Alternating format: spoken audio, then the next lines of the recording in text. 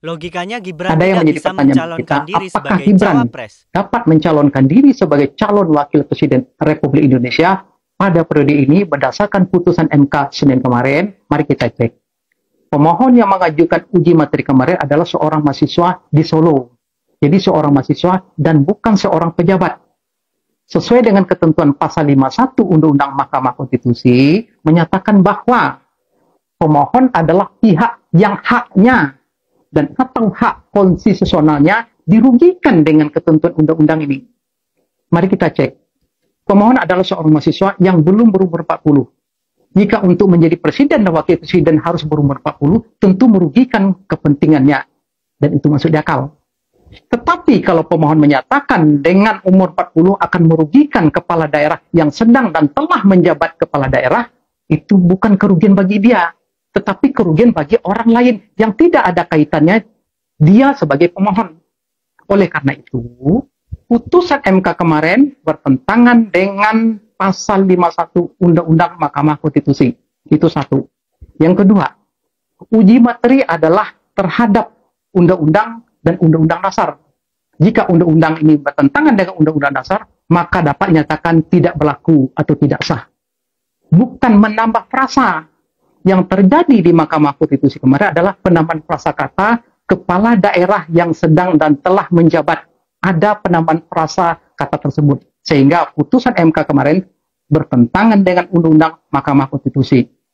Yang ketiga, di dalam peradilan, jika seorang hakim mengadilinya yang ada kaitannya dengan hubungan keluarga, maka dia harus mengundurkan diri. Tidak boleh ikut campur dalam putusan tersebut. Dan faktanya adalah Ketua Mahkamah Konstitusi yang notabene adalah paman dari Gibran ini ikut dalam rapat putusan tersebut. Sehingga ini bertentangan atau melanggar kode etik sebagai seorang hakim.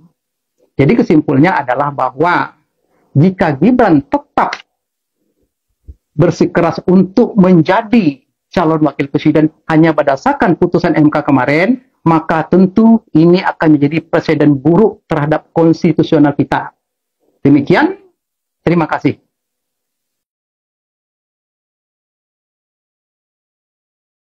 Apakah orang-orang yang sudah menggunakan kekuasaan dengan cara-cara yang kotor patut dipilih atau enggak? Kita harus sambut putusan ini dengan minta Pak Anwar Usman mundur. Seorang Anwar Usman kalau belum juga mundur, dia diam saja di kantornya. Nggak tahu lah nanti apa yang akan dilakukan. Jadi seperti makan gaji buta. Undang-Undang Kekuasaan Kehakiman pun bilang bahwa di pasal 17 itu, hakim yang punya benturan kepentingan harus mundur. Kalau hakimnya tidak mundur, maka putusan batal. Tidak legitimate dan cacat hukum. Cacat putusan 90. Karena logika hukumnya itu tadi, putusan yang dibuat dengan cara yang sebenarnya melanggar kaidah hukum bisa dipastikan outputnya juga salah gitu. Dan itu dinyatakan juga dalam putusan MK-MK. Ada intervensi kekuasaan. Siapa yang punya kepentingan? Kan benturan kepentingan tadi jelas. Gibran yang ayahnya adalah seorang presiden dengan MK, dengan Anwar Usman, pamannya. Assalamualaikum saudaraku, ini saya dengan Dr. Muhammad Taufik SHMH. Saya mau wawancara soal putusan Mahkamah Konstitusi yang memberi karpet merah kepada anak sulung Jokowi, Gibran Rakabuming, yang saat ini menjadi wali kota Solo. Nah, ini ada beberapa temuan dari Mas Taufik tentang putusan Mahkamah Konstitusi itu yang konon tidak bisa dieksekusi. Gimana Mas ceritanya Mas? Pertama, struktur gugatan itu harus jelas. Kenapa harus jelas? Jadi menyebut legal standing. Legal standing itu dimulai dari orang itu punya hubungan hukum tidak dengan gugatan itu. Kemudian yang kedua, nama dia siapa, alamat, asal, dan yang berikutnya itu yang dia tuntut atau dia mohon itu apa. Nah, kalau kita bicara dari tiga hal itu dimulai dari statusnya dulu, dia akan menyebut di situ mahasiswa, ya. Tetapi ada yang salah. Masa sih saya mahasiswa tidak tahu nama perguruan tinggi saya? Di situ dia menyebut mahasiswa Universitas Negeri Surakarta. Saya beritahu, di Surakarta ini hanya ada Universitas Negeri itu tahun 50, namanya IKIP Negeri. Sesudah berdirinya UNS, ya, dengan Kepres nomor 22 tahun 82 itu ditetapkanlah nama Universitas Negeri Surakarta yang disingkat UNS menjadi Universitas 11 Maret. Jadi UNS saja yang negeri itu tidak pernah mencantumkan dirinya Universitas Negeri, cuma Universitas 11 Maret. UNS itu awalnya singkatan dari Universitas Negeri, tapi dengan kepres tadi disebutnya sebagai Universitas 11 Maret. Nah, pertanyaannya kalau kita bicara bahwa tadi di awal saya sebut gugatan itu harus jelas identitasnya, tujuannya dan sebagainya. Nah, jadi pertanyaan, apakah benar gugatan ini dibuat oleh Almas? Almas Tokau Biru. Ya, Almas Toka Biru. Pertanyaan yang pertama, kalau dia menyatakan legal standingnya sebagai mahasiswa pengagum siapa Gibran Raka Buming dan dia menganggap token inspiratif, silakan, itu kan hak subjektif. Tetapi norma objektifnya di dalam gugatan dia harus jelas menyebut dia itu siapa. Sampai hari ini tidak ada Universitas Negeri Surakarta. Satu-satunya negeri itu UNS. Itu pun singkatannya bukan Universitas Negeri Surakarta, tapi Universitas 11 Maret. Ya, sejak tahun 82 ditetapkan namanya menjadi Universitas 11 Maret. Jadi nggak bisa ngarang-ngarang.